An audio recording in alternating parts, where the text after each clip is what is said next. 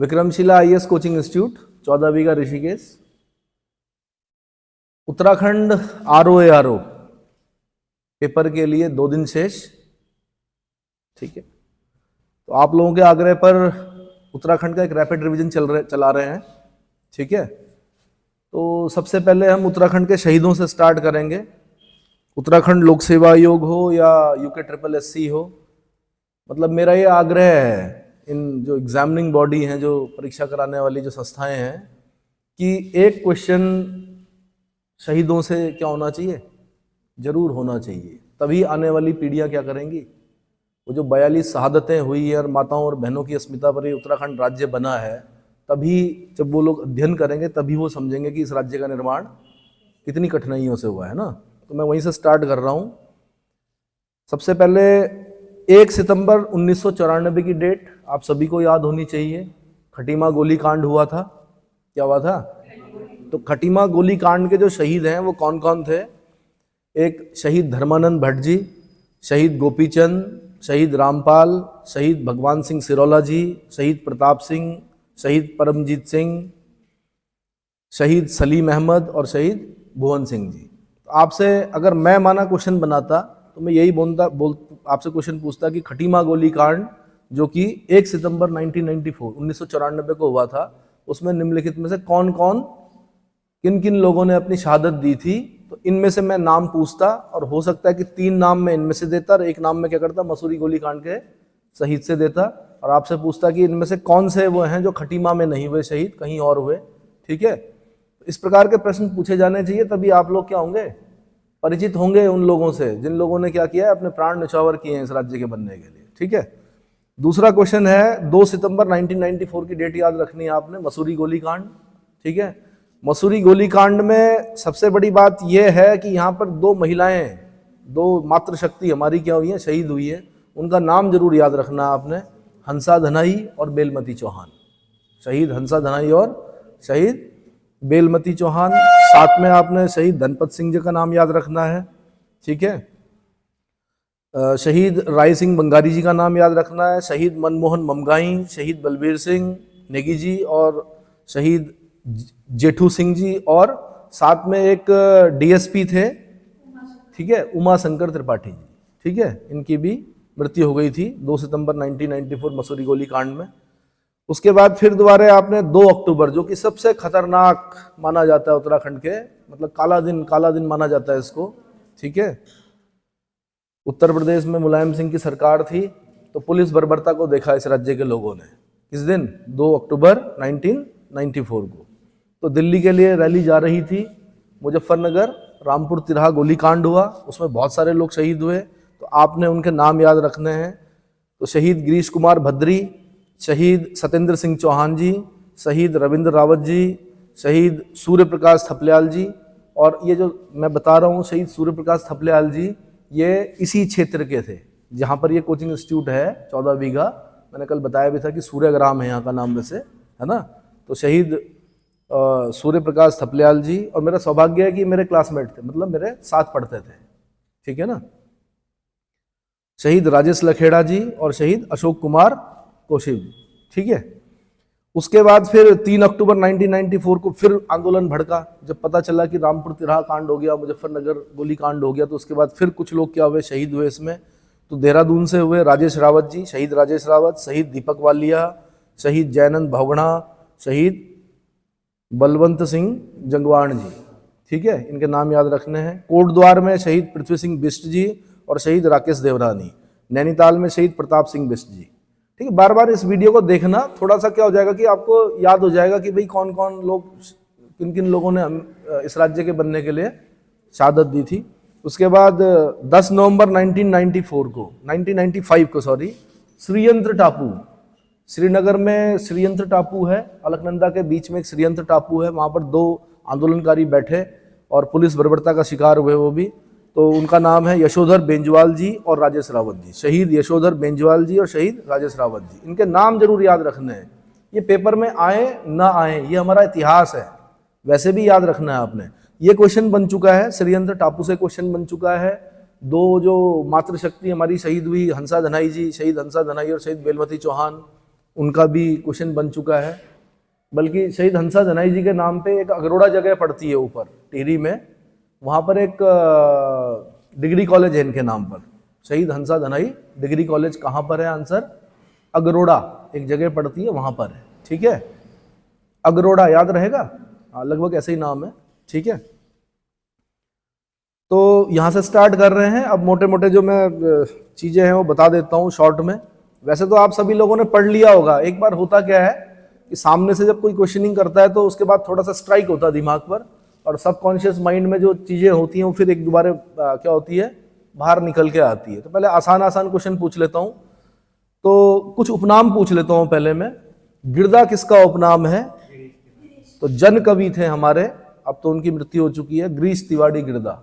ठीक है जी। तो कई कविताएं लिखी उन्होंने जन भाषा में, और बहुत ही फेमस जिन्हें बोलते हैं, मतलब मृत्यु सैया पर भी वो अपनी कविता पाठ कर रहे थे। तो है ना, एक क्वेश्चन में बड़ा कंफ्यूजन होता है कि कुमाऊं की लक्ष्मीबाई कौन है और गढ़वाल की झांसी की रानी कौन है ना। झांसी की रानी भी वैसे लक्ष्मीबाई थी, बट कुमाऊं की लक्ष्मीबाई कौन है? जिया रानी। कुमाऊं की लक्ष्मीबाई कौन है? जिया रानी। गढ़वाल ये जरूर देख लेना, कुमाऊं और गढ़वाल। अगर कुमाऊं पूछा तो जिया रानी, और गढ़वाल पूछा तो, गढ़वाल की झांसी की रानी पूछा तो तीलू रौतेली। तीलू रौतेली पता है ना। भूप सिंह गोरला जी की पुत्री, कत्यूरियों का क्या किया? कत्यूरियों से बदला लिया, अपने पिता और भाई की मृत्यु का बदला लिया। घोड़ी का नाम पूछा हुआ एक बार क्वेश्चन, बिंदुली। ठीक है ना। और किसने हत्या की थी?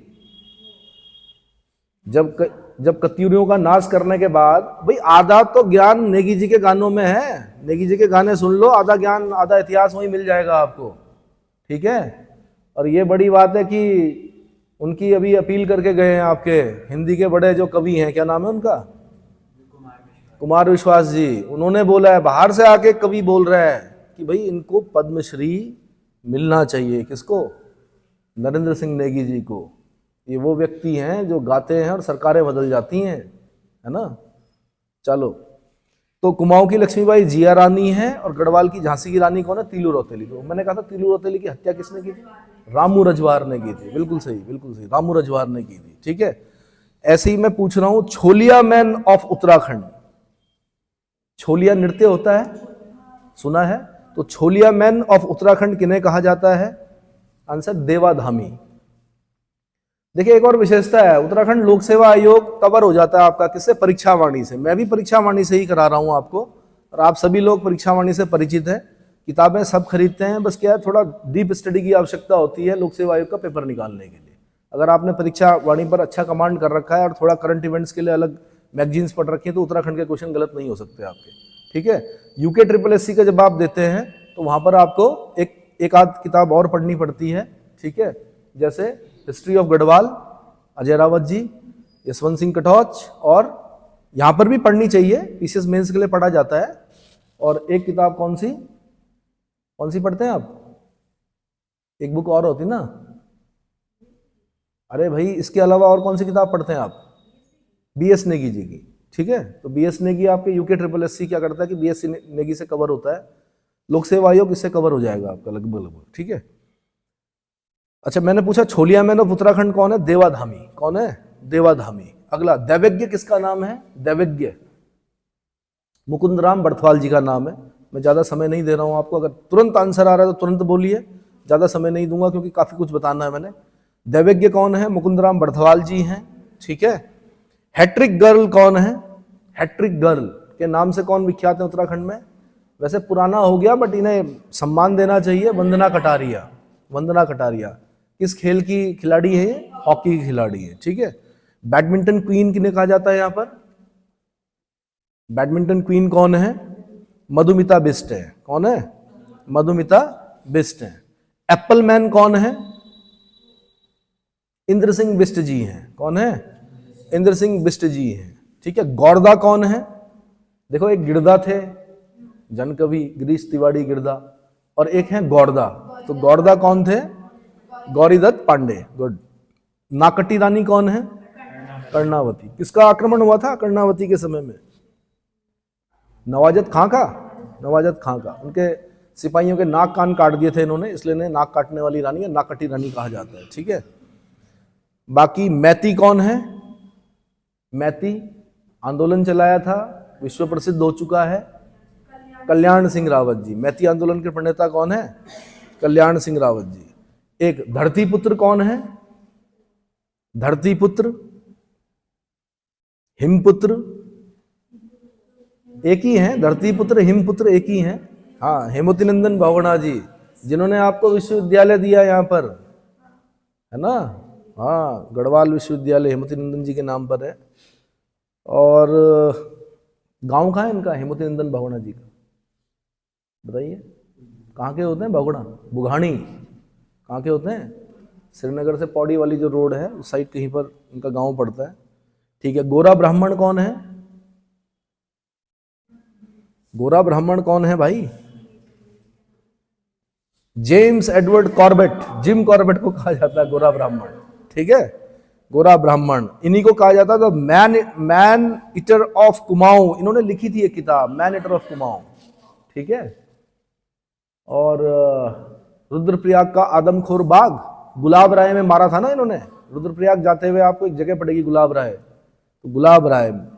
ठीक है जी। मशरूम गर्ल के नाम से कौन विख्यात हैं? दिव्या रावत। कौन है? दिव्या रावत। ठीक है। टिंचरी माई के नाम से कौन विख्यात है? ठगुली देवी। बिल्कुल, टिंचरी के विरुद्ध एक जमाना था जब गढ़वाल में क्या टिंचरी चलती थी, स्प्लिट, मतलब यहाँ पे पीता था आदमी, 2 कदम चल के नीचे नाली में, है ना। तो बड़ी परिवार बर्बाद हो रहे थे, तो टिंचरी के खिलाफ इन्होंने आंदोलन चलाया। कि इन्होंने, टिंचरी माई ने आग लगा दी, इन्होंने दुकानों में धरना दिया पहले, जब नहीं मानी सरकार तो आग लगा दी। समझ में आया? तब नारा चला था, नशा नहीं रोजगार दो। क्या दो? रोजगार दो भाई। और सरकार की पहली प्राथमिकता रोजगार ही होनी चाहिए, नशा नहीं। ठीक है, चलिए। उत्तराखंड की तीजन बाई किन्हें कहते हैं? कबूतरी देवी। कौन थी? आज पनी जौ जौ भोल पनी जौ जौ, कभी गाना सुनना इनका। ठीक है, हम तो उन्हीं गानों को सुन के बड़े हुए।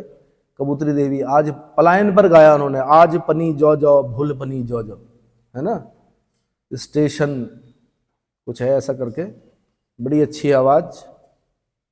ठीक है। टॉयलेट मैन कौन है भाई उत्तराखंड में? रमेश भटेजा। कौन है? चारण कौन है? शिव प्रसाद डबराल चारण। कौन है? शायद इनको इंसाइक्लोपीडिया ऑफ उत्तराखंड है। चारण, चारण, अपनी घुमक्कड़ी के कारण इन्होंने अपना नाम क्या रखा? चारण, शिव प्रसाद डबराल चारण। शायद इनको इंसाइक्लोपीडिया ऑफ उत्तराखंड भी कहा जाता है। चेक करना जरा, क्या इंसाइक्लोपीडिया ऑफ उत्तराखंड यही है? शिव प्रसाद डबराल चारण। क्या लिखा है इन्होंने? अरे भाई, आपके डिग्री कॉलेज में डबराल सर जो केमिस्ट्री के थे, उन्हीं के परिवार के, मतलब उन्हीं के पूर्वज हैं वो, शिव प्रसाद डबराल जी चारण जी, बहुत विद्वान व्यक्ति। क्या लिखा इन्होंने बताइए? शिव प्रसाद डबराल चारण जी की पुस्तक का नाम बताइए, और कितने भागों में लिखी है ये भी बताइए साथ में। हाँ, उत्तराखंड का इतिहास नहीं, आपकी किताब में बल्कि मिसप्रिंट भी है, जो खंड है वो मिसप्रिंट है। ढूंढिए ढूंढिए, कितने खंडों में लिखा देखिए। नहीं, 18 नहीं है।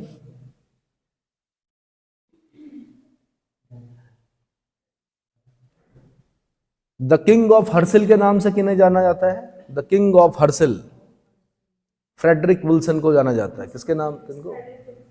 हाँ, पहाड़ी विल्सन, जिन्होंने बताया था उत्तरकाशी के लोगों को, भैया सेब लगा लो। क्या लगा लो? हाँ, जिन्होंने मतलब बागवानी का महत्व समझाया उन लोगों को। टिम्बर मर्चेंट थे ना ये। हाँ, 12 खंडों में। ये चेक कर लिया आपने? क्योंकि कहीं किताब में शायद 21 खंडों में लिखा हुआ आपके। देखिए किताब में ना एक जगह पे 12 खंडों में लिखा हुआ, एक जगह पे 21 खंडों में लिखा हुआ। इसको कंफर्म कीजिए क्या सही है। ठीक है, और मुझे अभी बता देना, भूलना मत इसको, आंसर को बताना। 12 खंडों में लिखा है, ठीक है। कंफर्म हो? देखिए बहुत सारे लोग सुनते हैं, अगर मैं गलत बोल दूंगा तो कई लोगों का गलत हो जाएगा, और जो सुन रहे हैं उनको भी बता दूं कि एक बार चेक कीजिए उत्तराखंड का इतिहास शिव प्रसाद डबराल चारण जी ने कितने भागों में लिखा है, कितने, क्योंकि किताब में ही मिसप्रिंट है आपके, अलग अलग जगह पे अलग अलग लिखा हुआ है उन्होंने। गर्भभंजक के नाम से किन्हें जाना जाता है? गर्भभंजक माधो सिंह भंडारी। क्या? हाँ, इस राज्य में रणभूत नृत्य भी होते हैं। क्या होते हैं? रणभूत नृत्य में ये भी आते हैं। कौन? माधो सिंह भंडारी। रण में जो वीर गति को प्राप्त हुए जो भड़, तो रणभूत नृत्य, ठीक है। गर्भभंजक कौन थे ये? मलेथा की गूल का निर्माण कराया था इन्होंने। क्या कराया था? गूल मतलब नहर। मलेथा में जो पानी है, जो बासमती के चावल धान जो होता था वो इन्हीं की बदौलत था, लेकिन अब रेलवे का प्रोजेक्ट चल रहा है वहां पे, तो सब क्या हो गया, ठीक है। मुसोलिनी किसे कहा जाता है? मुसोलिनी, मुसोलिनी किसे कहा जाता है? वैसे मुसोलिनी कहाँ का था ये पता है? नहीं पता? अरे भाई, 2-3 लोग हैं, सुनो मेरी बात, डिक्टेटर हैं 2-3, उनको याद रखना आपने। देखो, पहला डिक्टेटर जर्मनी का, वो सब जानते हैं, कौन? हिटलर। उसने मीन काम्प लिखी थी। क्या लिखी थी? मीन काम्प मतलब मेरा संघर्ष। मीन काम्प मतलब क्या होता है? मीन कैंप, मेरा संघर्ष। हिटलर, बड़ी बुरी मौत, खुद ही गोली मारनी पड़ी मेरे ख्याल से। दूसरा इटली का था मुसोलिनी। कौन था? इटली का था जो डिक्टेटर था वो मुसोलिनी। तीसरा टर्की का था मुस्तफ़ा कमाल पाशा। कौन था? ये 3 नाम याद रखिए भाई। मुस्तफ़ा कमाल पाशा कहाँ का था? टर्की का, जिसने क्या किया था? खिलाफत का अंत कर दिया था। क्या किया था? हाँ। तो यहां पर मुसोलिनी, उत्तराखंड में मुसोलिनी किसे कहा जाता है? हर्षदेव ओली, है ना। काली कुमाऊं का शेर यही है, हर्षदेव ओली, काली कुमाऊं का शेर। और मुसोलिनी, आंसर हर्षदेव ओली। कुमाऊं केसरी किन्हें कहा जाता है? कुमाऊं केसरी किन्हें कहा जाता है? बद्रीदत्त पांडे। क्या लिखा इन्होंने? कुमाऊं का इतिहास लिखा भाई। क्या लिखा? कुमाऊं का इतिहास लिखा, ठीक है। अच्छा जी, सरला बहन का नाम सुना है आपने? सरला बहन कौन थी? Miss Catherine Heilman. Miss Catherine Heilman, कहीं कहीं पर हैलामाइन भी लिखा होता है, हेलीमन, है ना, ठीक है। गुसैं किन्हें कहा जाता है?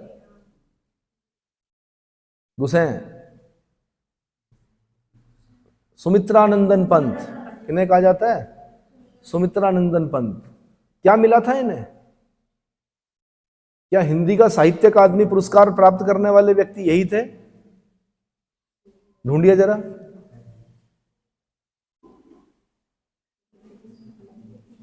साहित्य अकादमी हिंदी का पुरस्कार किसे मिला था? कब मिला था?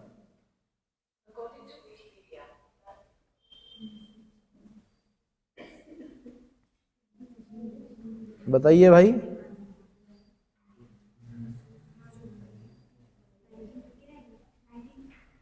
कंफर्म बताइए मुझे। 1959। और पहला जो पहला साहित्य अकादमी पुरस्कार मिला था वो किसको मिला था? क्या जी शंकर कुरूप को मिला था मलयालम भाषा के लिए?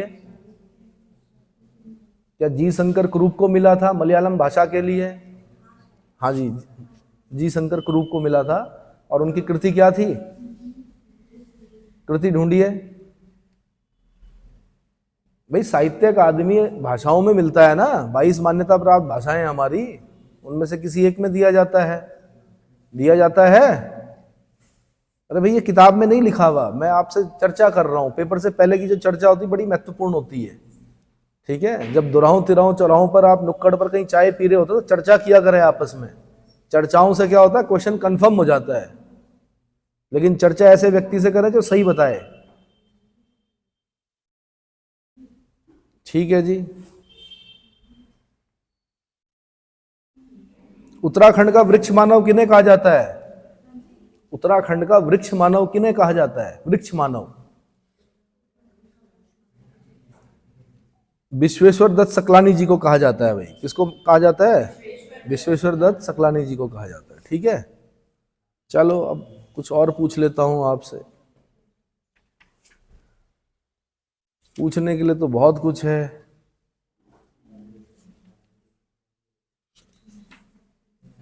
हाँ जी,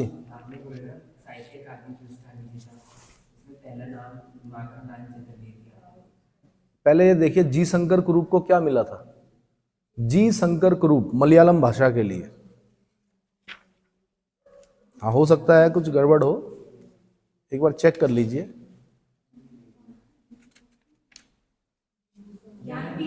ज्ञानपीठ पुरस्कार, सॉरी, ज्ञानपीठ पुरस्कार पहला जो मिला था वो किसको मिला था, जी शंकर कुरूप को मिला था। और साहित्य अकादमी जो 1955 माखनलाल चतुर्वेदी, और इनको मिला जो गुसैंस हैं जो हैं वो कौन, सुमित्रानंदन पंत जी को। सुमित्रानंदन पंत जी को कब मिला, 1959 में, साहित्य हिंदी का साहित्य अकादमी पुरस्कार। ठीक है, देखिए कई बार क्या होता है, घोषणा और देने में अंतर आ जाता है। क्या होता है, घोषणा होती है और उसके बाद दिया जाता है, टाइम लगता है उसमें। चेक कीजिए, मैं जो क्वेश्चन दे रहा हूं ना, मैं अपने अनुभव क्या, 1960 बोल रहे हैं आप, ठीक है, तो अलग अलग आंसर दे रहे हैं आप। देखिए इंटरनेट पे भी सारी सूचनाएं क्या नहीं है, सही नहीं है। कला और बूढ़ा चांद के लिए हिंदी का साहित्य अकादमी पुरस्कार मिला किन्हें, है ना। और 1961 में उन्हें पद्म भूषण मिला। ठीक है, ये भी ध्यान रखना कि पद्म अलंकरण जो होते हैं उसमें सबसे ऊपर भारत रत्न होता है, फिर पद्म विभूषण होता है। जैसे जैसे नाम छोटा होता जाएगा उसकी वैल्यू कम होती है। पद्म पहले भारत रत्न, पद्म विभूषण, पद्म भूषण, पद्मश्री। ठीक है ना। चलो, भारत रत्न से याद आया, पहला भारत रत्न किसको मिला था। अब देखिए आप बड़े परेशान हो रहे हैं, लेकिन मेरा काम है, मैं शिक्षक हूं, मेरा काम है आपको पूछ कर क्या करना।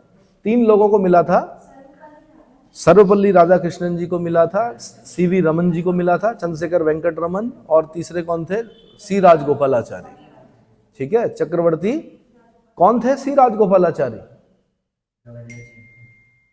स्वतंत्र भारत के प्रथम भारतीय गवर्नर जनरल थे। इसमें भी गड़बड़ है, अगर पूछेगा स्वतंत्र भारत का पहला गवर्नर जनरल, तब आपने माउंटबेटन बोलना है, लेकिन अगर बोला स्वतंत्र भारत का प्रथम भारतीय गवर्नर जनरल, तब आपने बोलना सी राजगोपालाचारी।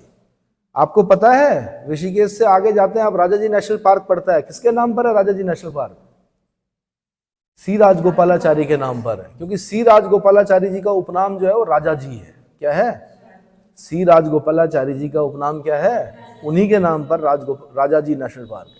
ये समझ में आया, ठीक है। चलिए, अभी तो डिटेल में कराऊंगा मैं इसके बाद, ये तो खाली क्या चल रहा है, रैपिड रिवीजन चल रहा है। जब मैं पूरा उत्तराखंड कराऊंगा उसके बाद उत्तराखंड में, देखिए ऐसा तो नहीं बोलना चाहिए, लेकिन मैं ये बोल रहा हूँ कि लगभग जितने पेपर होंगे, आप अगर लगातार वीडियो देखते रहेंगे, उत्तराखंड करने के बाद किसी भी पेपर में, क्योंकि मैं 2 बुक कवर कराता हूँ, पढ़ाता इसी से हूँ, किससे, परीक्षावाणी से, और साथ में BS नेगी से, अजय रावत जी से, यशवंत सिंह कठौर जी से, और आपका बद्रीदत्त पांडे जी से, और कौन शिव प्रसाद डबराल चारण जी से भी कुछ पॉइंट उठाता हूं, और साथ में हरिकृष्ण रतूड़ी जी। ठीक है, इतनी किताबों को समाहित करके तब आपको पढ़ाया जाता है। तो वो कहानियां जो बताई जाती है ना बीच में, जिससे इंटरेस्ट जागता है आपका, वो वहीं से आती है, वो डिटेल में होगा। अभी फिलहाल तो खाली रिवीजन चल रहा है। ठीक है, तो थोड़ा सा मैं कुछ आपसे ताल पूछ लूं उत्तराखंड के। उत्तराखंड की अधिकांश झीलें जो है वो हिमानी ग्लेशियल लेक्स हैं। कैसी हैं, ग्लेशियल लेक्स हैं। तो थोड़ा सा हल्का हल्का पूछ लेता हूं कि कुमाऊं क्षेत्र का सबसे बड़ा ताल कौन सा है, कुमाऊं क्षेत्र का सबसे बड़ा ताल। अरे भाई, इस समय गलत आंसर मत दीजिए बिल्कुल भी। आंसर भीमताल। और कैसा है भीमताल, आकार कैसा है उसका, त्रिभुजाकार है। कैसा है, त्रिभुजाकार। अब त्रिभुजाकार एक और ताल पढ़ेंगे आप ऊपर, कौन सा, जब आप बद्रीनाथ से आगे जाएंगे, सतोपन ताल जहां से अलकनंदा का उद्गम होता है, वो भी त्रिभुजाकार है।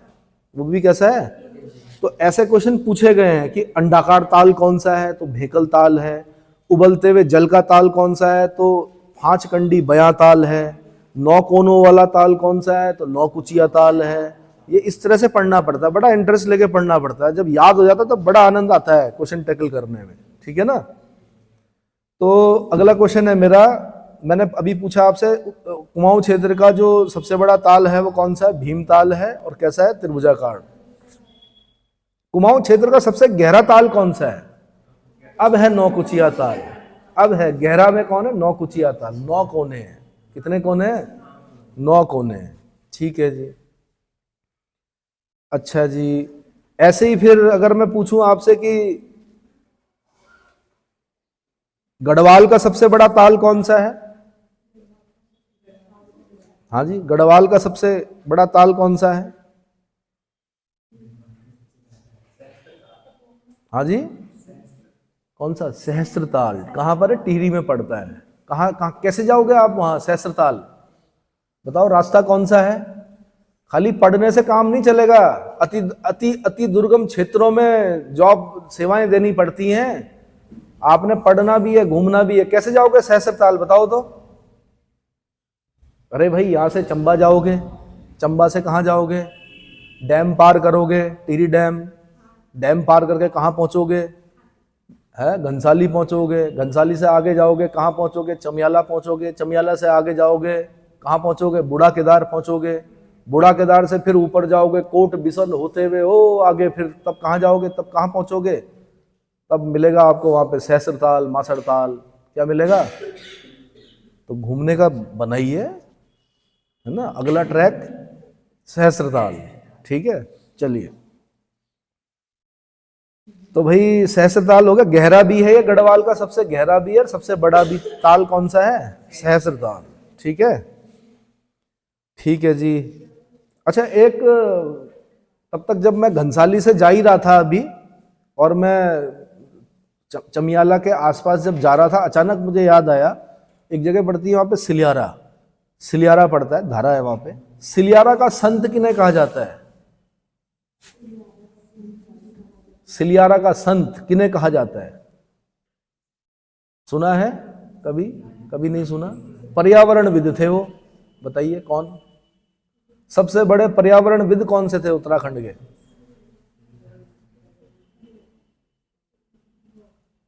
हाँ बोलिए। सुंदरलाल भवना जी। अब तो डेथ हो गई है उनकी। बहुत बड़े पर्यावरण, उन्हें बोला जाता है सिलियारा का संत, क्योंकि उन्होंने वहां पे धरना दिया था, झोपड़ी बनाई थी अपनी कभी किसी मांग को लेकर, तो सिलियारा का संत कहा जाता है उन्हें। ठीक है, अगला क्वेश्चन है मेरा, नरकंकालों की भूमि सुनी है आपने? किसे कहा जाता है? रूपकुंड को कहा जाता है। कैसे जाओगे बताओ? अब आप बोलोगे हम गाइड थोड़े बनना है, हमने तो क्वेश्चन सही करना है। पता होना चाहिए आपको। जब आप यहां से जाओगे ना, चमोली में आप एक जगह पड़ेगी लोहाजंग। क्या पड़ेगी? लोहाजंग। लोहाजंग से कहां जाओगे? वाण। कहां जाओगे? अंतिम गांव है। और नंदा राज जात यात्रा इसी पर होती है, इसी रूट पर। और तब आप वाण से पैदल जाओगे, उसके बाद कोई आबादी नहीं है। फिर कई पड़ाव पड़ते हैं आपके, तो बीच में जो बड़ा पड़ाव पड़ता है वो पड़ता है बेदनी बुग्याल। क्या पड़ता है?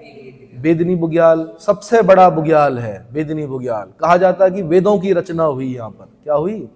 वेदों की रचना हुई। सामने आपको नंदा घुंगटी दिखेगी। क्या दिखेगी? नंदा घुंगटी। जहां से कौन सी नदी आती है? नंदाकिनी। जो कहां, हाँ नंदाकिनी, जो कहां पर मिलती है अलकनंदा से? नंद प्रयाग में। नंदाकिनी का जल देवताओं पर नहीं चढ़ाया जाता। क्यों नहीं चढ़ाया जाता? क्योंकि इधर से रूपकुंड का जल जा रहा है किसमें? नंदाकिनी में। और रूपकुंड क्या है? नरकंकालों की भूमि है। अब मैं इतना क्यों बता पा रहा हूं? क्योंकि आप लोग पढ़ते हो, मैं घूमता हूं इन जगहों पर। मैं अपने इंस्टीट्यूट के बच्चों को ले जा रखा हूं, रूपकुंड तक जा रखे हैं हम। ठीक है, पिछली नंदा राज जात भी की हम लोगों ने, इसलिए पता है हमें।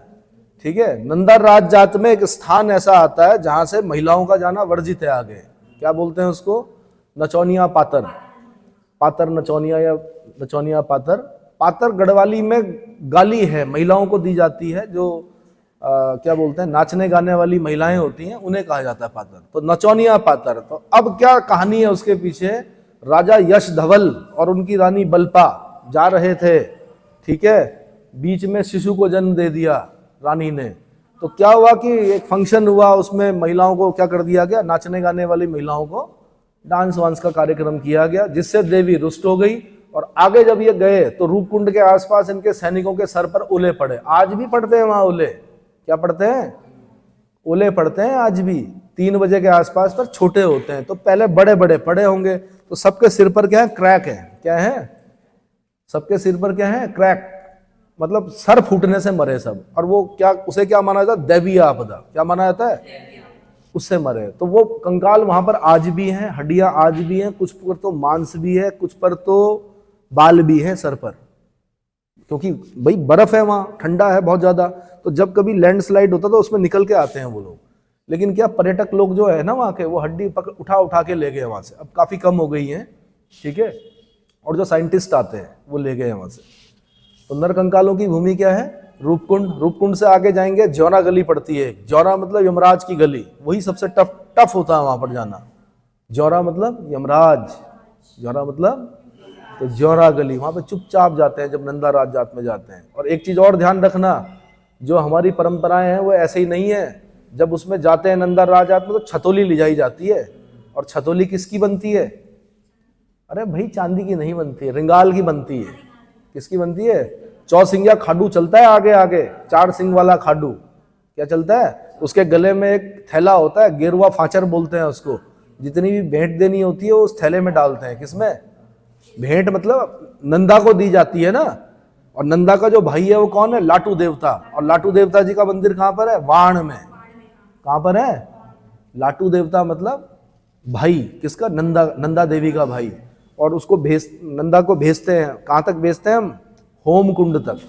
और उसके बाद उस 4 सिंह वाले खाडू की पूजा अर्चना की जाती है, उसको छोड़ दिया जाता है। और उसके बाद फिर नंदा राजजात जो है वो कहां उतरती है?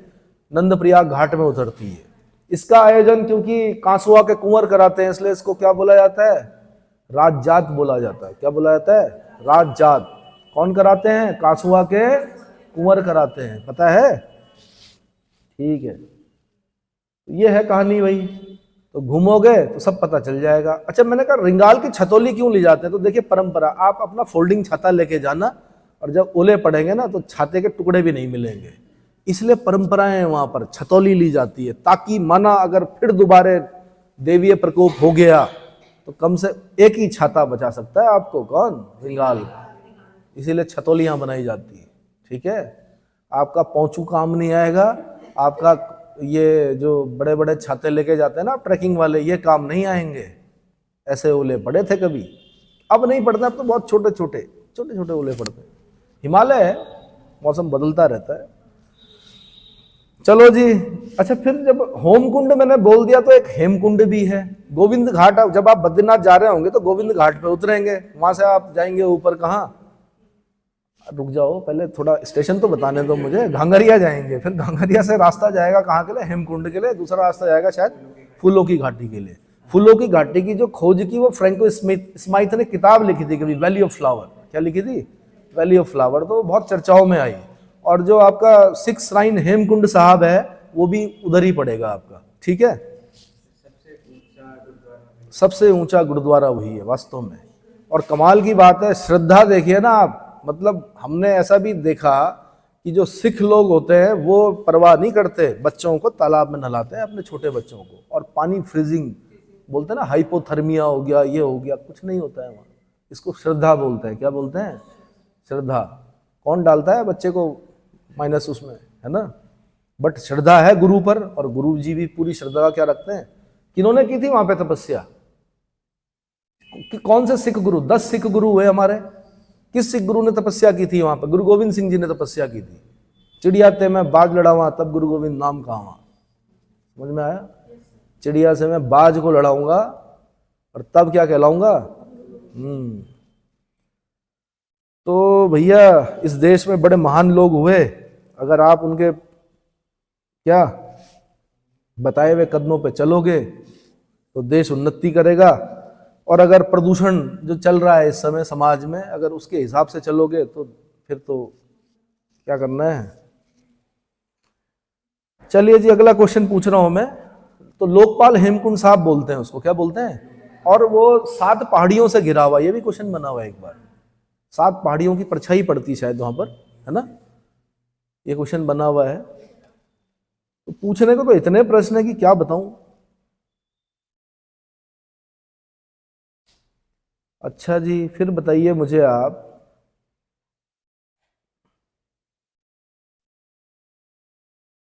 नल दमयंती ताल सुना है आपने? नल दमयंती ताल, गरुड़ ताल, राम सीता आदि ताल किस प्रमुख ताल के अंग हैं? नल दमयंती ताल 7 ताल। नैनीताल में 7 ताल जाओगे आप तो उसके अंग है कौन? नल दमयंती ताल, ठीक है। और जो नल दमयंती ताल है उसका आकार कैसा है? पंचभुजाकार है, पेंटागन, पंचभुजाकार, पेंटागन, ठीक है। एक अंडाकार ताल भी पूछता है, मैंने बता दिया था आपको, भेकल ताल, क्या बताया था?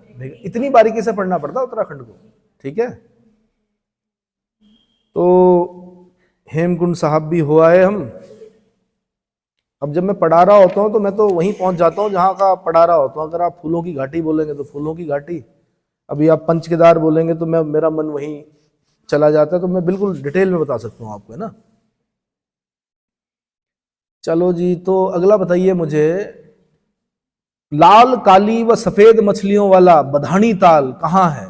बधानी ताल, बधान क्षेत्र पता है आपको? तो बधान क्षेत्र में ही पड़ेगा बधानी ताल। आंसर है त्रिजुगी नारायण। क्या है? त्रिजुगी नारायण, रुद्रप्रयाग। अब मैं त्रिजुगी नारायण पहुंच गया हूं। त्रिजुगी नारायण में 3 युगों से अग्नि जल रही है। कितने युगों से? 3 युगों से अग्नि जल रही है। शिव पार्वती का विवाह हुआ था वहां। अभी अभी मोदी जी समिट में आए थे, उन्होंने कहा इसको मैरिज डेस्टिनेशन बनाइए उत्तराखंड को। क्या बनाइए? अगर 5000 शादियां भी हो गई इस राज्य में तो अपने आप इंफ्रास्ट्रक्चर क्या हो जाएगा?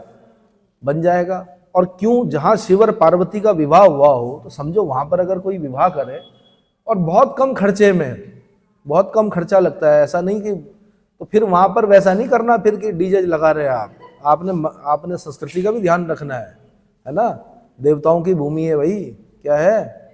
तो बस फेरे लेने और आपने ये बोलना कि जिस प्रकार शिव पार्वती ने यहाँ पर क्या किया। और जो यहाँ के पहले टॉपर थे, ठीक है, ललित मोहन रयाल जी और रुचि मोहन रयाल, उनका विवाह वहीं हुआ था। 3000 रुपये में शादी की थी। बड़े जो बुद्धिजीवी होते हैं वो ऐसे ही करते हैं, बाकी उड़ाते रहो ड्रोन, है ना। तो मेन चीज क्या होती है? चलिए, बड़ी अच्छा वो दिया था उन लोगों ने। ऐसा करना भी चाहिए, जब आप अधिकारी बनते हैं तो इस प्रकार के मैसेज जरूर दीजिए, ठीक है। चलिए अगला है, 6 कोणों वाला ताल बताओ भाई मुझे। 6 कोणों वाला ताल बहुत सारे होंगे, लेकिन वहां पे ना ड्राउट मछली होती है। कौन सी? कोल्ड वाटर फिश होती है। कौन सी? द्राउड बोलते हैं उसको। हाँ जी, हाँ जी, डोडी ताल कहाँ पड़ता है? उत्तरकाशी, ठीक है जी। अब एक क्वेश्चन और, केदार ताल कहाँ अवस्थित है? उत्तरकाशी में। अधिकतर लोग क्या करके आते हैं? केदारनाथ रुद्रप्रयाग में है तो केदार ताल भी वहीं होगा। नहीं भाई, केदार ताल उत्तरकाशी में। कहाँ पे है? केदार ताल उत्तरकाशी में, ठीक है। अच्छा, केदारनाथ से याद आया मुझे, केदारनाथ किस नदी के तट पर है? मंदाकिनी नदी के तट पर है। ये मंदाकिनी नदी कहाँ से आती है? ये चौराबाड़ी ग्लेशियर से आती है। तो जब आप जाएंगे ना ऊपर, केदारनाथ से ऊपर, जहां से वो हिमालय सुनामी आई थी, तो वो उस ताल का 2 किलोमीटर ऊपर है थोड़ा सा। उस ताल का नाम था चौराबाड़ी ताल। क्या था? उसका नाम गांधी सरोवर भी था और सुरवदी ताल भी था। गांधी सरोवर इसलिए था कि महात्मा गांधी जी की अस्थियां उसमें विसर्जित की गई थी, ठीक है। और केदारनाथ से एक और रास्ता जाता है, बहुत टफ ट्रैक है, बासुकी ताल। कौन सा? 8 किलोमीटर है। कितना? बासुकी ताल। बट वहां पर ऐसे नहीं जाते हैं, बिना गाइड के नहीं जाते हैं, रास्ता भटकने का खतरा होता है और साथ में एल्टीट्यूड सिकनेस लग जाती है कई बार। तो बासुकी ताल से फिर मुझे याद आया कि एक क्वेश्चन पूछा गया कि जब समुद्र मंथन हुआ तो मंदराचल पर्वत की मथनी बनाई गई और रस्सी किसकी बनाई गई? वासुकी नाग की बनाई गई। किसकी बनाई गई? वासुकी नाग की बनाई गई। चलो ठीक है जी। नचिकेता ताल कहाँ अवस्थित है? नचिकेता वही है, यमराज से जो बोलते हैं मृत्यु का रहस्य बताइए। यम नचिकेता संवाद किस उपनिषद में है? यम नचिकेता संवाद किस उपनिषद में है? बताइए भाई। अपने जो दिव्यास्त्र हैं, अर्थात आपके जो फोन हैं, उस पर ढूंढिए और मुझे बताइए। आपके घर वाले बोलते हैं फोन यूज मत करो, मैं बोलता हूं फोन यूज करो, लेकिन अच्छे के लिए करो। अगर इन दिव्यास्त्रों के साथ भी अगर आप आईएएस और पीसीएस नहीं बन पा रहे हैं तो आपकी कमी है।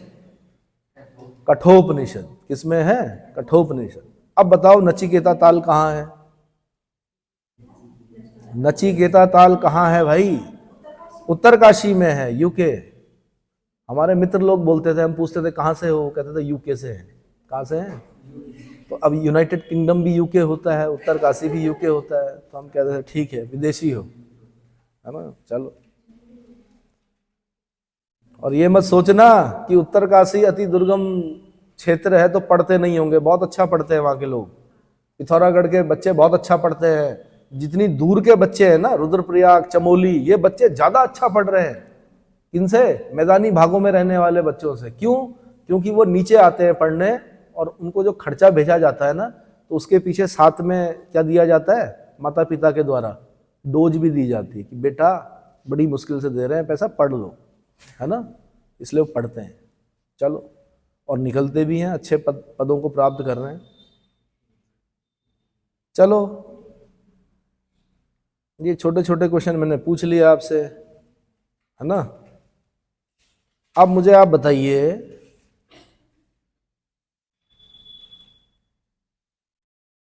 क्या बताएंगे? तप्त कुंड व सूर्य कुंड कहां अवस्थित हैं? तप्त कुंड व सूर्य कुंड बद्रीनाथ में अवस्थित है। ठीक है, बहुत बढ़िया।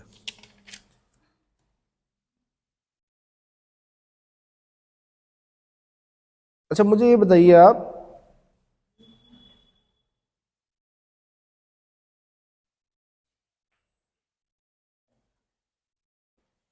दयारा बुग्याल कहां पड़ता है आपका? उत्तरकाशी में। इसको मानचित्र पर लाने का श्रेय किन्हें दिया जाता? पर्यटन मानचित्र पर कौन लेके आई थी? चंद्रप्रभा एतवाल। कौन लेके आए थे? चंद्रप्रभा एतवाल। ठीक है।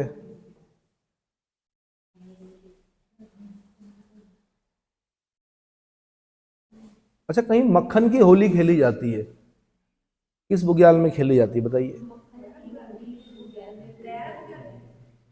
पहले चेक कर लीजिए,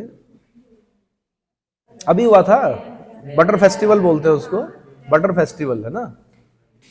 प्रकृति को देते हैं वो, बटर देते हैं, मतलब मक्खन की होली खेलकर। आंसर देहरा बुग्याल। ठीक है। हर्बल गार्डन कहां अवस्थित है?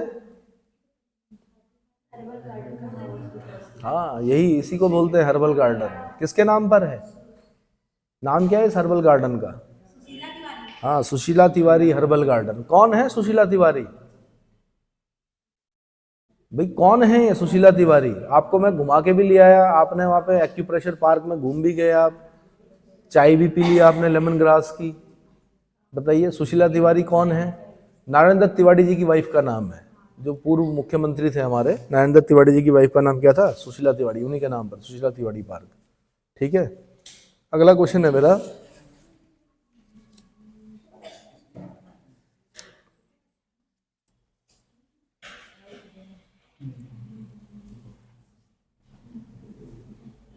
चरथी बुग्याल कहां अवस्थित है? चरथी बुग्याल, चरथी बुग्याल। छिपलाकोट। छिपलाकोट कहां पड़ता है? पिथौरागढ़। गुड। छिपलाकोट कहां पड़ता है? पिथौरागढ़। राज्य में सोना किसे कहा जाता है? राज्य का सोना, राज्य का सोना किसे कहा जाता है? गोल्ड। देखो भटक गए। बांज वृक्ष को कहा जाता है। किसको कहा जाता है? जहां बांज होगा ना, उसकी जड़ों में पानी होगा, धारे होंगे, और बड़ा मीठा पानी होगा बांज की जड़ों का, है ना। राज्य का सोना, या राज्य में सोना कहा जाता है किसे? बांज वृक्ष को कहा जाता है ना।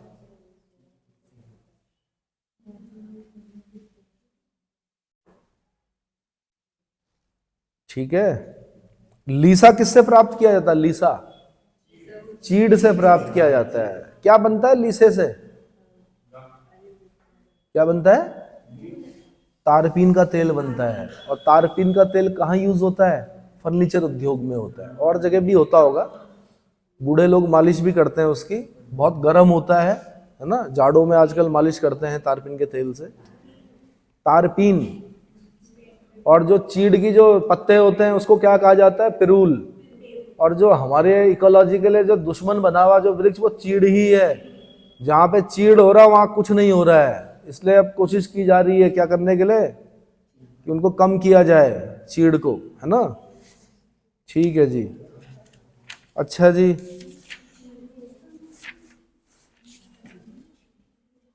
ये बमक किसे बोलते हैं? बमक ग्लेशियर को बोला जाता है। Very good. खतलिंग ग्लेशियर कहाँ है? टिहरी में है। कौन सी नदी निकलती है? भिलंगना नदी निकलती है। कहां पर मिलती है भिलंगना? गणेश प्रयाग में। किससे मिलती है? भागीरथी से मिलती है। गणेश प्रयाग से याद आया, केशव प्रयाग कहाँ है? चमोली में। कहां पर? अरे भाई बद्रीनाथ में। बद्रीनाथ माणा के आसपास सरस्वती नदी का संगम होता है जहां पर। किसका? अलकनंदा सरस्वती। उसको क्या बोलते हैं? केशव प्रयाग। ठीक है, चलो ठीक है। वसुंधरा प्रपात कहाँ अवस्थित है? चमोली। माणा से 5 किलोमीटर के आसपास। ठीक है, ठीक है।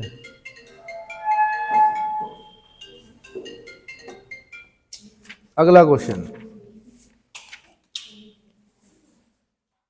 भाई राज्य में सर्वाधिक जल प्रवाह वाली नदी कौन सी है? सर्वाधिक जल प्रवाह वाली नदी? अलकनंदा। कौन सी?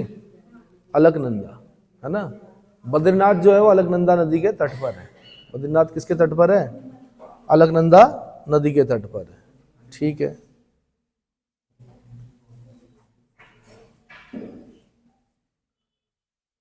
काली नदी की अंतिम सहायक नदी का नाम बताना है जो इस राज्य में प्रवाहित होती है।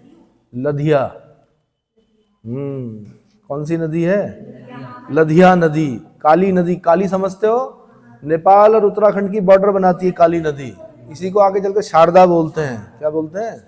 शारदा बोलते हैं। तो इसकी जो अंतिम ट्रिब्यूटरी है वो कौन है? लधिया, जो इस राज्य में प्रवाहित होती है। ठीक है। तो भाई अगला क्वेश्चन है, रवाई घाटी सुना है आपने? रवाई घाटी, जो गया रवाई बन गया घर जवाई, ये कहावत थी पहले, है ना। इतनी इतनी ब्यूटी मानी जाती थी। तो आपने मुझे बताना, रवाई घाटी उत्तरकाशी वरदान है किसका? किस नदी का? रवाई घाटी उत्तरकाशी वरदान है किस नदी का? कमल नदी का। किस नदी का? कमल नदी का। ठीक है। टफ क्वेश्चन पूछ के मैं आपको परेशान नहीं करना चाह रहा हूं, बस तो ये सब चीजें याद की जाती हैं, बट चलो।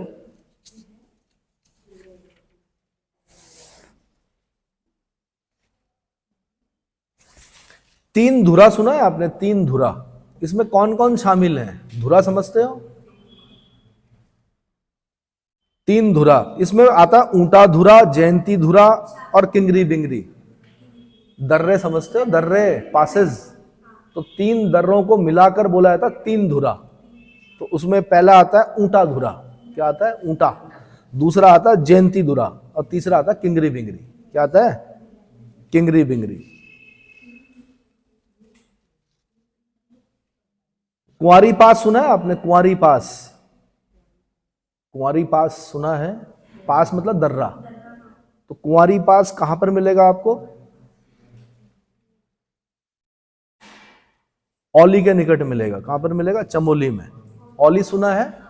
स्कीइंग होती है, साथ में रोपवे है वहां पर, है ना। ठीक है। मानसरोवर यात्रा के लिए कौन सा दर्रा प्रयुक्त होता है? लिपुलेख दर्रा। कौन सा दर्रा? लिपुलेख दर्रा। ठीक है, चलो जी। प्राचीन ग्रंथों में वृहत हिमालय को क्या कहा गया है? ग्रेटर हिमालय को। कविताओं ने अपनी कवियों में भी लिखा है, कवियों ने अपनी कविताओं में भी लिखा है। हिमाद्री। क्या कहा है? हिमाद्री तुंग श्रृंग से प्रबुद्ध शुद्ध भारती समुज्वला प्रभुज्वला स्वतंत्रता पुकारसी अमर्त्य वीर पुत्र हो दृढ़ प्रतिज्ञा सोच लो अरण्य सैन सिंधु से बढ़े चलो बढ़े चलो। अरण्य मतलब जंगल, है ना। जंगल की देवी कौन? वैदिक काल में अरण्यानी। कौन थी? अरण्य से बना है। अरण्यकांड, जब रामायण पढ़ते हैं आप तो वहां पर भी पढ़ते हैं अरण्यकांड, ठीक है। गैरसैंण किस श्रृंखला पर अवस्थित है भाई?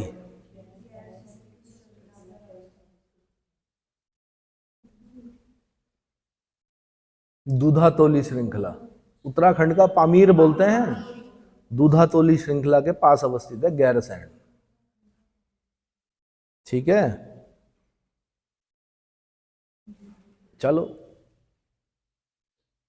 शिवालिक पहाड़ियों को प्राचीन काल में क्या कहा गया है? प्राचीन ग्रंथों में शिवालिक, ये जो ऋषिकेश के बारे में पढ़ा ही होगा आपने, it is said that when Raibhya rishi did hard penance and god appeared by the name of Rishikesh. ये कहा जाता है कि रब्य ऋषि ने यहाँ पर बड़ा तप किया, तब यहाँ का नाम क्या पड़ा? भगवान ने ऋषिकेश के नाम से दर्शन दिए, तब यहाँ का नाम क्या पड़ा?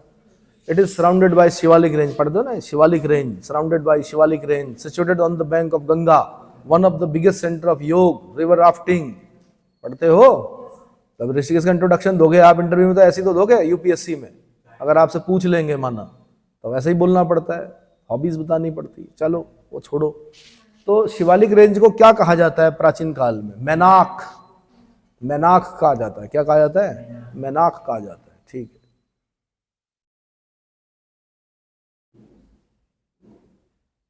ठीक है, अगला, पाताल तोड़ कुएं किस क्षेत्र में पाए जाते हैं उत्तराखंड में? पाताल तोड़ कुएं, आर्टिजियन वेल्स बोलते हैं उसको हम। भाबर में तो समाएगा पानी भाई, तराई में नहीं मिलेंगे। कहां मिलेगा? तराई में मिलेंगे, ठीक है।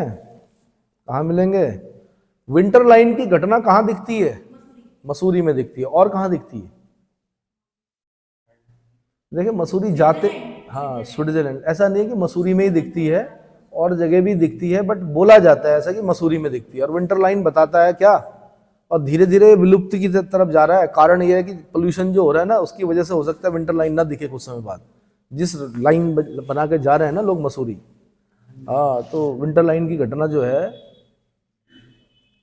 क्षैतिज रेखा होती है, 15 से 20 मिनट तक सूर्य की लालिमा लंबी क्षैतिज रेखा की भांति दिखाई देती है वहां से। उत्तराखंड में कहीं ना कहीं और से भी दिखाई, मुझे ऐसा लगता है मैंने कहीं से देखा है ना।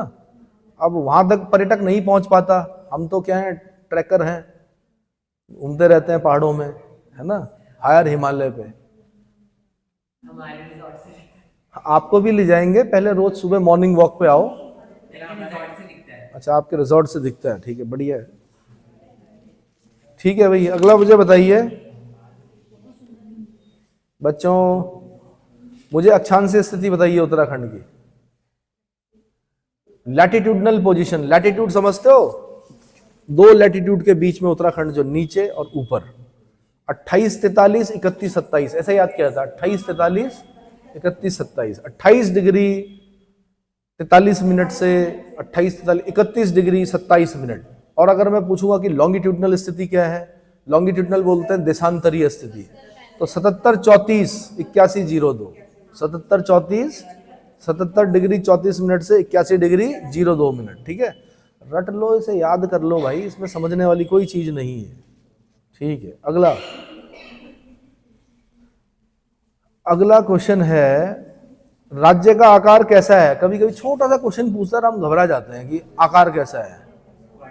आयताकार है, दिख रहा है आयताकार, हाँ आयताकार है, हाँ। इतने में भी ये भी क्वेश्चन गलत करके आया किसी जमाने में बच्चे, आयताकार, ठीक है भाई। कई बंदोबस्त हुए इस राज्य में, मैं ना अलग अलग पूछ रहा हूं, एकदम से रैपिड जिसे बोलते हैं ना। कई बंदोबस्त हुए, तो सबसे इंपॉर्टेंट बंदोबस्त कौन सा माना जाता है? बताओ, सबसे इंपॉर्टेंट बंदोबस्त कौन सा माना जाता है?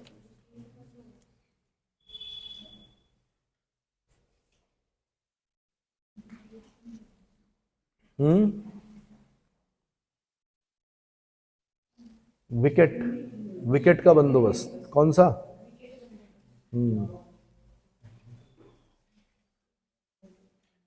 बताओ तो, यही है। टोटल कितने हुए? 11 बंदोबस्त हुए थे उत्तराखंड में।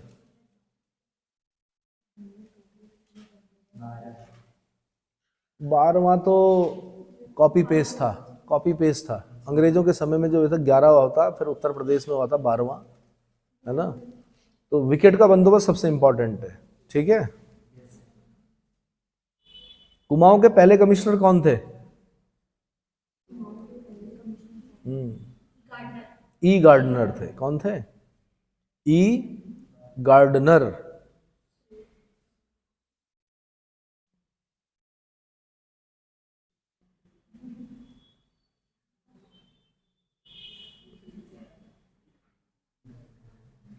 ठीक है, अगला।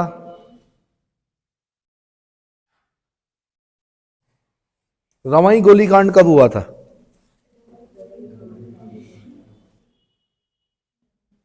सुना है रवाई? रवाई गोलीकांड 30 मई 1930 को हुआ था। कब हुआ था? 30 मई 1930। कौन था इसके लिए उत्तरदायी? दीवान था एक, चक्रधर जुयाल।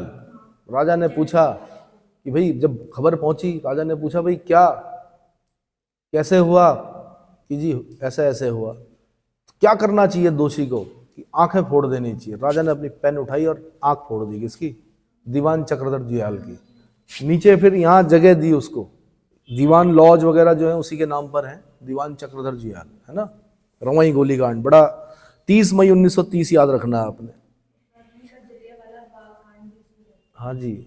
श्रीदेव सुमन जी का बलिदान दिवस, 84 दिन की भूख हड़ताल, कब हुआ था बलिदान दिवस उनका? मैं डेट पूछ रहा हूँ बालिके। सुमन दिवस मनाते हैं उस दिन। श्रीदेव सुमन एक यंग लड़के थे उस जमाने में। गंगा अगर हमारी माँ होकर भी हमको बांटती है तो मैं इस गंगा को भी रोक दूंगा। तुम मुझे तोड़ सकते हो पर मोड़ नहीं सकते। ये किसकी सेइंग्स हैं? श्रीदेव सुमन की हैं। राजशाही के विरुद्ध अपनी आवाज बुलंद की थी उन्होंने, झंडा बुलंद किया था। या तो रूस में ही हुआ था जार के विरुद्ध, या फिर यहीं हुआ था जार के विरुद्ध। मतलब वहां रूस के राजा को बोलते थे जार, है ना। तो टिहरी के राजा के विरुद्ध आवाज उठाने का साहस जिस लड़के ने किया वो कौन थे? श्रीदेव सुमन। 84 दिन की भूख हड़ताल। तो उनका डेट बतानी है, जो 25 जुलाई 1944। तो 25 जुलाई को उनका, देखो 25 मई उनका बर्थडे होता है, 25 जुलाई उनका शहीद दिवस होता है, सुमन दिवस बोलते हैं। और राजा कौन थे उस समय? नरेंद्र शाह, है ना। हाँ जी। दरअसल देखो, हमारे राजा बहुत रिच, तो हमारे हिसाब से तो बहुत रिच है, लेकिन बड़े राजाओं के जैसे राजस्थान के राजा थे वैसे नहीं थे। तो ये बताते हैं कि नरेंद्र साहब वहाँ गए, कहाँ? राजस्थान। तो उन्होंने जयपुर देखा, पिंक सिटी बोलते हैं। तो उन्होंने कहा यार मैं भी ऐसे ही बनाऊंगा। तो नरेंद्र नगर जब आप जाएंगे और जयपुर जाएंगे तो आपको एक जैसा लगेगा। वो मार्केट दिखता है आपको, अपने हिसाब से बनाया, खर्चा किया उन्होंने। नीचे बरामदा है, अंदर दुकानें हैं, ऊपर रहने के लिए हैं। तो उन्होंने वैसे ही बनाया, एक लंबाई में बनाया नरेंद्र नगर में, ठीक है। तो नरेंद्र शाह द्वारा जब बनाया गया था, किसके द्वारा? नरेंद्र शाह के द्वारा, अपनी प्रजा के लिए बनाया गया था, ठीक है। जब मैं पहली बार जयपुर गया तो मैंने कहा जगह देखी भी सी लग रही कहीं। तो पता चला कि यार नरेंद्र नगर भी लगभग लगभग वहाँ थोड़ा अच्छा बना हुआ, यहाँ थोड़ा उतना खर्चा नहीं हो रखा है। पर फिर भी नरेंद्र नगर से याद आया, घाड़ू घड़ी यात्रा का प्रारंभ होता है नरेंद्र नगर से। कहाँ से? घाड़ू घड़ी यात्रा किसे बोलते हैं? राज परिवार की महिलाएं तिलों को पीसती हैं, घड़े में तेल रखती हैं। वो चेला चेतराम धर्मशाला ऋषिकेश में आता है घड़ा, पीला भात बनता है, प्रसाद दिया जाता है। फिर बद्रीनाथ जाती है वो यात्रा। फिर बद्रीनाथ के जब कपाट खुलते हैं तो पहला जो दीपक होता है वो उसी तेल से जलाया जाता है ना। घाड़ू घड़ी यात्रा, ठीक है। चलो जी, तो अगला क्वेश्चन है मेरा। मानवेंद्र शाह टिहरी रियासत के राजा बने कब? कभी कभी पूछ लेता है, वैसे ग्रुप सी वाले पूछते हैं ये। तो 25 अक्टूबर 1946 को बने ये। क्या बने? और कमाल की बात है, देश आजाद हो गया था फिर भी यहाँ राजशाही थी। क्या थी? यहाँ पे क्या थी? राजशाही थी। 1 अगस्त 1949 को टिहरी रियासत ने भारत में विलय किया। मतलब आजाद हो गए हम 15 अगस्त 1947 को, लेकिन जो टिहरी आजाद हुआ या टिहरी ने भारत में जो विलय किया वो 1 अगस्त 1949 को किया। कब किया? 1 अगस्त 1949। 49 समझते? 49, 1949, ठीक है।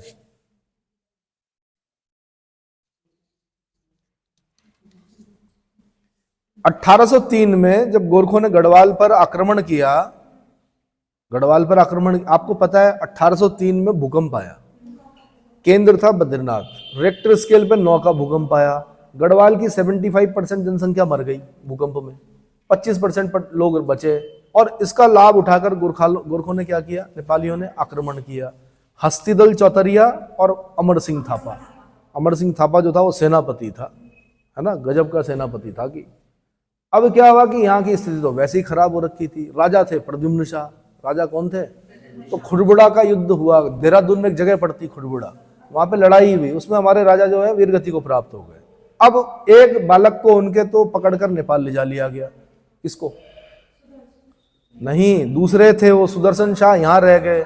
अब उन्होंने फिर अंग्रेजों से सहायता मांगी, क्या किया, अंग्रेजों से सहायता मांगी, किससे मांगी, लॉर्ड हेस्टिंग से मांगी, लॉर्ड हेस्टिंग से मांगी, कहा कि भाई हमें सहायता दो, हम छोटे रजवाड़े हैं और ऐसा ऐसा हो रखा है। तो अंग्रेजों ने भी सहायता दी, और फिर आंग्ल नेपाल युद्ध हुआ 1814 में हुआ, फिर उसके बाद अंग्रेजों ने हरा दिया, लेकिन बड़े प्रभावित हुए गोरखा नेपालियों से, इसीलिए गोरखा रेजिमेंट है आज भी हमारे देश में। उन्होंने कहा ऐसा लड़ाका नहीं देखा हमने। मानेक शाह ने कहा था, इफ somebody is saying कि I am not afraid of death, इधर ही इज अ लायर और ही इज अ गोरखा। अगर कोई ये कहता है कि मुझे मृत्यु से डर नहीं लगता, तो या तो वो झूठ बोल रहा है या फिर वो गोरखा है, और होते हैं ऐसे। Gorkha regiment, Garhwal regiment, Kumaon regiment, Dogra regiment, ये जो रेजिमेंटें हैं ये ऐसी हैं कि ये मृत्यु से नहीं घबराती हैं, ठीक है। जब पहाड़ों पर लड़ाई, हिमालय, हायर हिमालय पर जब लड़ाई होती है तो सबसे अच्छे लड़ाके जो है वो यही हैं। समझ में आया, ठीक है। तो क्वेश्चन क्या था मेरा, प्रद्युम्न शाह जी की शहादत हो गई, फिर अच्छा हाँ, उसके बाद अंग्रेजों ने कहा भैया देना पड़ेगा, खर्चा हुआ है, तो फिर क्या करना पड़ा, अलकनंदा के उधर वाला भाग जो पौड़ी जिसे हम बोलते हैं, वो देना पड़ा किसको, अंग्रेजों को, इसलिए उसको ब्रिटिश गढ़वाल कहा जाता है। और ये जो इधर वाला क्षेत्र है वो टिहरी रियासत के अंडर में रहा, ठीक है। तो बताया जाता है यहाँ शिक्षा का ज्यादा विस्तार नहीं हो पाया, और पौड़ी में अंग्रेजों ने क्या किया, विद्यालय वगैरह खोलकर वहां पर शिक्षा का विस्तार हुआ, ठीक है। तो तब जाके 1 अगस्त 1949 को, वैसे राजाओं ने बनाए, ऐसा नहीं है, प्रताप इंटर कॉलेज बनाया, है ना, कोशिश की, बट इतने बड़े जगह के लिए एक आध विद्यालयों से काम नहीं चलता ना, गांव गांव में होना चाहिए विद्यालय। तो अच्छा मुझे ये बताओ कि गोरखनाथ पंथ की स्थापना, अच्छा गोरखनाथ नहीं, अजयपाल थे एक ना, वो गोरखनाथ पंथ को मानते थे, हाँ, वहां से क्वेश्चन पूछना चाह रहा था मैं, बट बन नहीं रहा। अकबर के समकालीन चंद राजा कौन था, अकबर के समकालीन चंद राजा,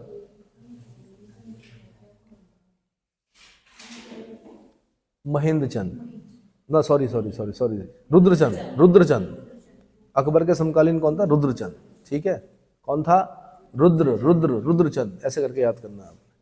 बाणासुर का किला कहाँ है, बाणासुर का किला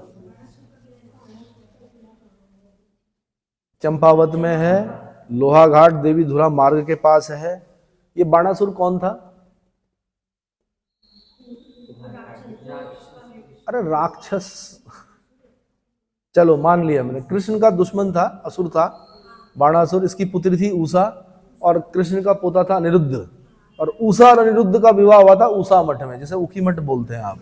आज भी अगर आप उखी मठ जाएंगे तो वहां पर आपको एक मंदिर मिलेगा जिसका नाम है ओंकारेश्वर मंदिर। क्या नाम है, ओंकारेश्वर मंदिर के अंदर अगर आप जाएंगे तो पहले समझा देता हूं ओंकारेश्वर मंदिर है क्या। भगवान केदारनाथ और भगवान मदमेश्वर का शीतकालीन निवास है, यानी केदारनाथ 6 महीने तो वहां रहते हैं, केदारनाथ में 6 महीने कहाँ रहते हैं, उखी मठ में रहते हैं। किस मंदिर में रहते हैं, ओंकारेश्वर मंदिर में। ऐसे ही मदमेश्वर 6 माह ऊपर और 6 माह नीचे। तो शीतकालीन आजकल अगर आप जाओगे, अगर आपको केदारनाथ जी के दर्शन करना है या मदमेश्वर के दर्शन करना है तो आपको ओंकारेश्वर मंदिर उखी मठ में जाना पड़ेगा। उस मंदिर के अंदर जब आप जाओगे तो वहां पर भी आपको एक वेदी मिलेगी उस समय की, जिस पर कि अनिरुद्ध और उषा का क्या हुआ था, विवाह हुआ था। इतना समझ में आ गया, ठीक है। और बताया जाता कि नीचे पता नहीं कितना है, लेकिन वहां जाने नहीं देते हैं। तो रावल जो है वो इस समय वहीं बैठते हैं, कहाँ, उखी मठ में बैठते हैं, केदारनाथ के जो रावल है, ठीक है। घूमिए भाई, उत्तराखंड भी घूमिए, महाभारत काल में गढ़वाल क्षेत्र को किस नाम से जाना जाता था? टाइम बताइए कितना हो गया? ठीक है। महाभारत काल में गढ़वाल क्षेत्र को किस नाम से जाना जाता था? उत्तर कुरु। उत्तर कुरु नाम से जाना जाता था। किस नाम से? उत्तर कुरु। किस नाम से? उत्तर कुरु नाम से जाना जाता था। पाली भाषा में या बौद्ध साहित्य में उत्तराखंड क्षेत्र के लिए कौन सा शब्द प्रयुक्त हुआ है? हिमवंत शब्द प्रयुक्त हुआ है।